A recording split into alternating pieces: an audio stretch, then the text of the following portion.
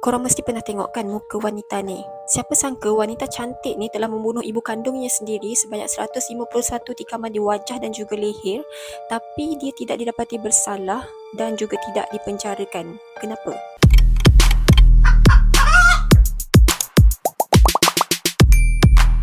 Hai, Assalamualaikum guys, welcome back to the Kanis channel. Wanita ni bernama Isabella Guzman yang telah viral beberapa tahun yang lepas kerana kecantikan wajahnya. Dan dia juga viral kerana telah membunuh ibunya dengan sangat kejam. Dan kejadian tu berlaku pada 28 Ogos 2013 ketika dia baru berusia 19 tahun.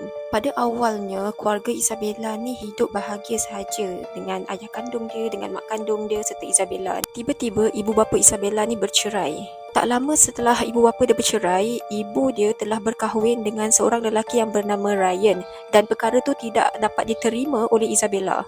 Disebabkan Isabella ni sangat sayangkan family dia, tahu, sangat sayangkan ayah dia, kira dia sukalah mak dengan ayah dia together.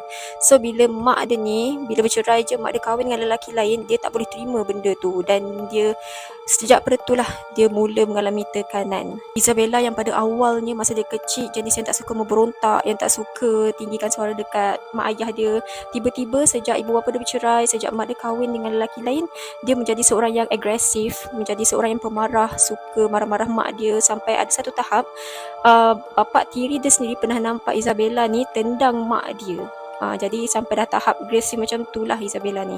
Ibu Isabella ni sangat sayangkan dia, tahu, dan dia banyak kalilah cuba nasihat Isabella ni tapi tak berjaya. Sampai satu tahap ni mak Isabella dengan Isabella ni sering kali bergaduh sampai dah tahap Isabella ni pukul-pukul mak dia. Bapa tiri dia iaitu Ryan cuba untuk halang Isabella daripada terpukul ataupun terus melawan mak dia, tapi bila bapa tiri dia masuk campur, keadaan jadi lebih teruk. Nak dijadikan cerita, pada 28 Ogos 2013, masa mak dia yang berumur 47 tahun ni tengah bekerja, tiba-tiba dia dapat email daripada anak dia sendiri iaitu Isabella yang mengatakan kau akan mendapat balasannya nanti. Jadi mak Isabella ni rasa terancam, tau, bila dapat email macam tu daripada anak dia, sebab dia tahu anak dia dah sampai tahap mana agresif dia. So tanpa berlengah lagi, mak dia ni pergi ke balai polis untuk membuat laporan mengenai email yang dia dapat tu. Setelah ibu dia membuat laporan polis tu, ibu dia balik semula ke tempat kerja dia dan anggota polis ada pergi ke rumah Isabella untuk bertemu dengan Isabella tu.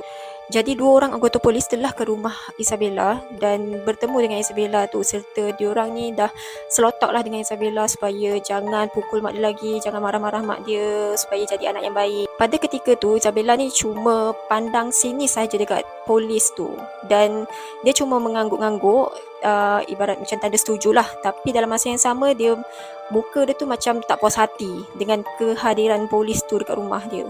Setelah anggota polis tu beri nasihat kepada Isabella, mereka pun pulang semula ke pejabat mereka dan telah inform dekat mak Isabella ni supaya jangan risau, mereka dah nasihatkan Isabella dan mak dia ni dah boleh balik rumah. Kejap, tekak kering, nak minum kejap.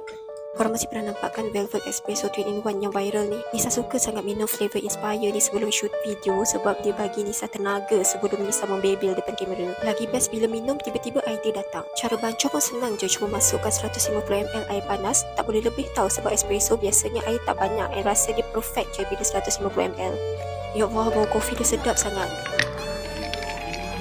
Rasa dia creamy, berlemak and tak muak, tau. Dia ada juga flavor mocha, latte and cappuccino. Better korang rasa sendiri. Okay, baru segar. Okay, sambung.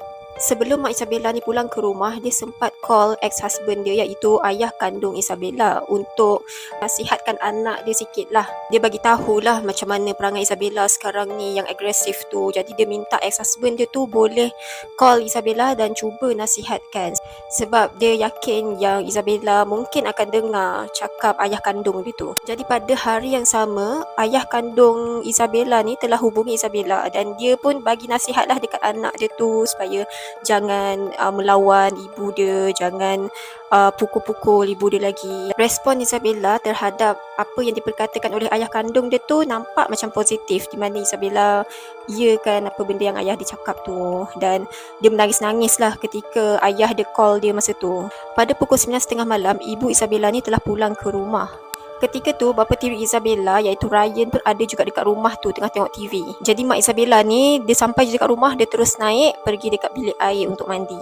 Masa Mak Isabella ni tengah mandi, tiba-tiba Ryan yang ada dekat bawah tengah tengok TV dengar suara bini dia tu tengah menjerit dekat atas. Ryan pun bergegas naik ke atas bila dengar isteri tu menjerit dekat dalam bilik air. Tapi bila dia sampai je dekat bilik air tu, dia tak boleh masuk sebab pintu dikunci daripada dalam. Keadaan menjadi lebih cemas apabila Ryan nampak ada darah yang banyak mengalir dekat bawah pintu bilik air tu. Dan bertambah panik lagi apabila dia dah tak dengar dah suara isteri dia dalam toilet tu menjerit minta tolong. Setelah puas, Ryan ni cuba pecahkan pintu tu tapi tak dapat, dan puaslah dia pujuk Isabella tu supaya jangan pukul lagi ibu dia.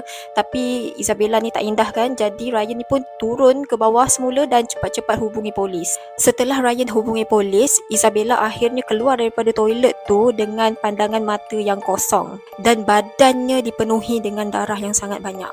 Disebabkan Isabella ni tahu yang Ryan dah hubungi polis, jadi dia cepat-cepat lari keluar daripada rumah tu. Isabella larikan diri ke sebuah supermarket. Masa Isabella tu sampai dekat supermarket tu, pekerja supermarket tu sangat terkejut dan takutlah bila tengok Isabella ni dipenuhi dengan darah.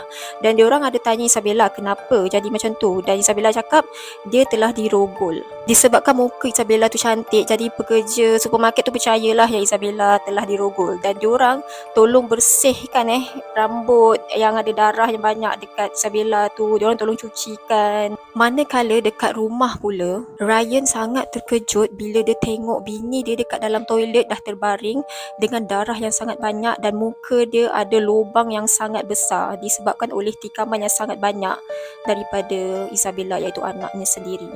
Setelah 2 jam, polis tiba dan mereka mendapati bahawa Mak Isabella ni telah dipukul dengan kayu baseball dan juga mukanya mendapat satu luka yang sangat besar lah akibat daripada tikaman tu. Dan Mak Isabella tu dikatakan telah meninggal dunia sekitar 10.38 minit malam.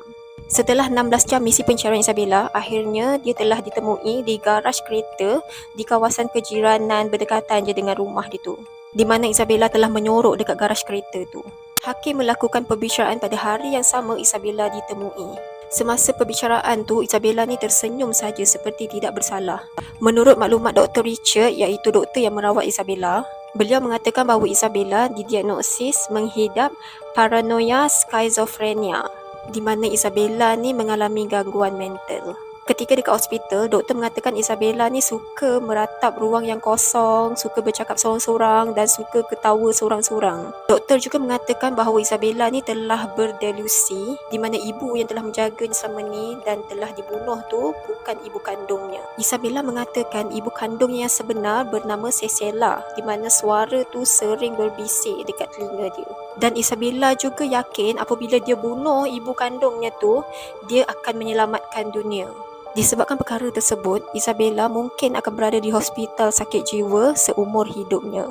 Dan sebab itulah ketika hari perbicaraan, Isabella didapati tidak bersalah dan tidak dipenjarakan. Selepas kejadian yang mengejutkan tu, bapa kandung Isabella ni berasa sangat sedih sebab dia tak percaya yang anak dia tu tergamak buat mak dia sendiri macam tu. Jadi itulah kita boleh nampak kan apa akan jadi kalau sesuatu rumah tangga tu hancur. Inilah akibatnya, anak-anak yang akan menanggung akibatnya.